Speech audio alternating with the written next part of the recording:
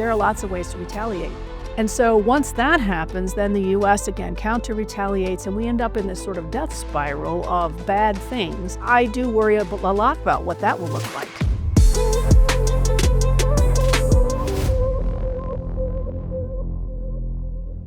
Could this be the end of globalization as we know it? The specter of looming U.S. tariffs is casting a long shadow over the interconnected world.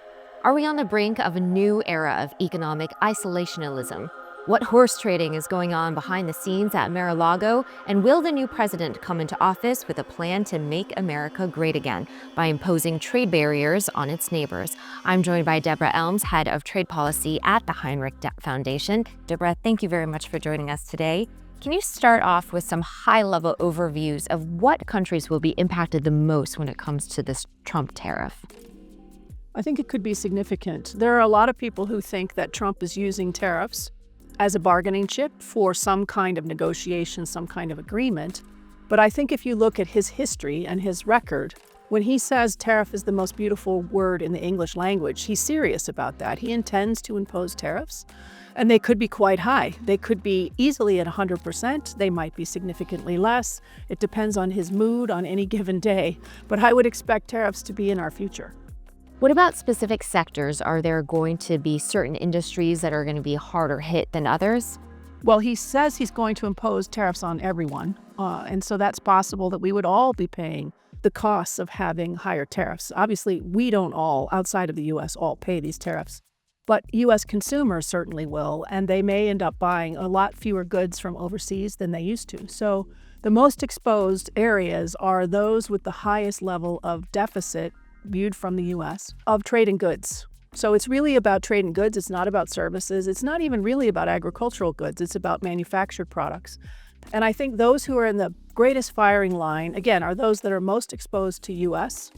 in those sectors, including electronics, clothing, footwear, etc. Many economists say that tariffs could have blowback effects on the U.S. economy as well, and inflation being one of those. What are the risks associated here? I think more than people expect. I don't think this is a bargaining tool, because if you're Donald Trump, what are you bargaining for exactly? What is it that you're looking for? He's not running again. He's very fond of the use of tariffs to get what he wants, including revenue.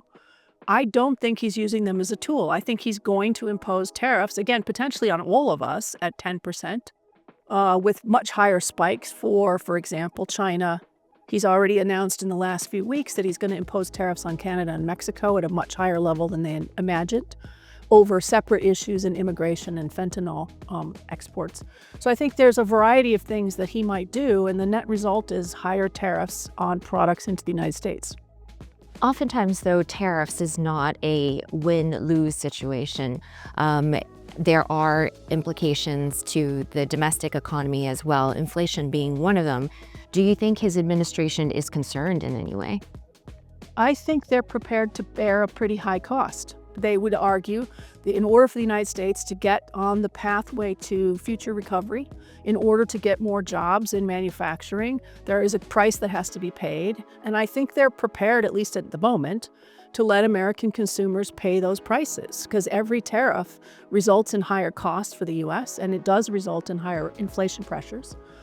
I think they're ready to impose those. Now, we'll see how firmly they stick to their initiatives. But the plan is to impose tariffs, and if it costs a lot more, it's a short-term price to pay. Back in the 90s and 2000s, Americans actually saw globalization as a good thing. But more recently, we really have seen sort of this shift in sentiment. What is causing this? I think there's a number of reasons that the U.S. has lost enthusiasm for open trade. One of them has to do with technology and the shift in jobs driven by technology that left a lot of the U.S. with fewer job options, especially for non-college educated people or even high school dropouts. You know, that community really has suffered as those manufacturing jobs moved offshore, largely due to technology. A second challenge, I think, is that the U.S. is less exposed to trade than other places. So we're sitting in Singapore. Singapore's trade to GDP or domestic economy ratio is often as high as 300%. So trade is 300% greater than the size of the domestic economy. The U.S. is very different. In the U.S., the size of the U.S. economy is so big that trade is only about a quarter of the overall size of the U.S. economy. And so that makes it less exposed to trade in general. And for consumers, they can buy an awful lot of goods and services domestically. So they're less exposed overall to the benefits of trade. And then the third thing I think it matters is that especially companies stop talking about the benefits of trade for their own employees. And that let people started to assume that trade mattered to someone else, but not to them directly. And I think those three things together led us to lose enthusiasm for trade in the U.S. So there are two schools of thought, basically one that sees that Trump will follow through with his heavy-handed policies, but others think that ultimately there will be a much more watered-down version when it comes to these tariffs. What is your view? Well, Trump seems to like to impose tariffs first and then negotiate after. So that suggests that there may be fairly high tariff rates put on early. And then if you come and you offer some kind of benefits, you buy aircraft or something, then maybe those get ratcheted down, or maybe not. Maybe he takes the aircraft and keeps the tariffs in place. I don't think you should expect that this is discussed, not imposed, or imposed at a very light level and then gradually ratcheted up. I think it may be the reverse. And there are already several meetings sort of happening even before he's in office, behind the scenes. Is this part of his strategy to ultimately get what he wants?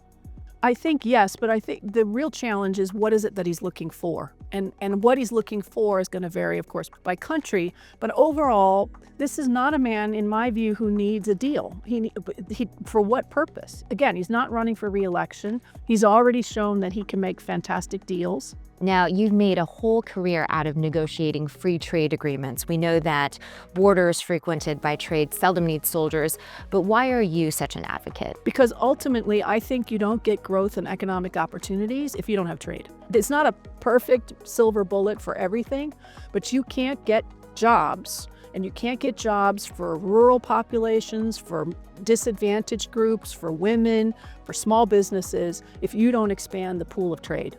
And so for me, trade is important, but it's really important because ultimately it's what drives economic growth, jobs, employment, etc. And I'm worried that as we go into 2025, we are narrowing that space for jobs and economic growth into the future, and it's going to happen globally.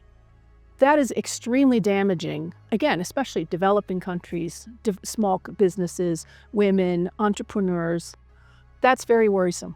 And what about retaliation? Is there a fear or a risk that tariffs could be imposed to the U.S. and be weaponized against itself? Yes. And I think one of the things that I find striking is that many of the Trump team seems to think the U.S. will impose tariffs and the other side will simply capitulate, that they will capitulate and offer gifts as an added bonus. But there doesn't seem to be any realization that the other side might retaliate in very different kinds of ways. It may not be tariff for tariff. It could be tariff for, movement of people or permits to work in a company or whatever it happens to be. Like, there are lots of ways to retaliate. And so once that happens, then the U.S. again counter-retaliates, and we end up in this sort of death spiral of bad things. And so I do worry a lot about what that will look like. Have you given much thought to what are the best case scenarios or whether there's any upside to trade tariffs?